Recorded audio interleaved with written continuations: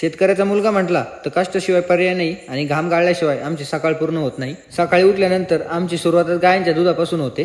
गायांना पोटभर चारा टाकून मी माझं काम आवरायला घेतलं. माझं स्वतःचं काम आवरून मी लगेच ऑफिसकडे निघालो. आज तसं म्हटलं गेलं तर कामाचा खूप लोड होता, पण तसं काही वाटलं नाही. आपल्या एका नवीन साईटवर स्ट्रीट लाईटचं काम चालू होतं. त्या साईटची सगळी आवरावरी चालू होती आणि स्ट्रीट लाईट करणारे सगळे कामगार आपल्या ऑफिसवर आलेले होते. आम्ही त्यांचं काम सगळं सुरळीतपणे चालू करून दिलं आणि आपल्या साईटच्याच कामासाठी मला अर्जंट लोणीला जायला लागलं. एकट्याला जायला बोर होईल म्हणून प्रणवला सोबत घेतलं. आम्ही आमचं काम लोणीतलं सुरळीत पार पाडल्यानंतर क्रिज कट गेलो, कारण आम्ही दरवेळेस लोणीत आल्यानंतर क्रिजच्या इथं जातोच म्हणजे जातोच. त्यानंतर डायरेक्ट आम्ही ऑफिसवर आलो. ऑफिसवर पोहोचल्यानंतर आपले निमगोजाळीचे मित्रपरिवार मला भेटायला आले होते. त्यांना भेटून खूपच भारी वाटलं. त्यात आपल्या बाळाभाऊचं फॅब्रिकेशनचं काम माझ्या ऑफिस पाशी चालू होतं, त्यामुळे मग बाळाभाऊ पण माझ्या सोबतच होता. माझ्या ब्लॉग मध्ये पहिला हा माणूस असेल का तो कधी लाजला नाही. घरी जाताना रोडवरती एक ऍक्सिडेंट झाला होता. माझं एवढंच म्हणणं आहे, गाडी चालवताना थोडी सावकाश चालवा, म्हणजे तुम्हाला पण दुखापत व्हायची नाही आणि लोकांना पण व्हायची नाही.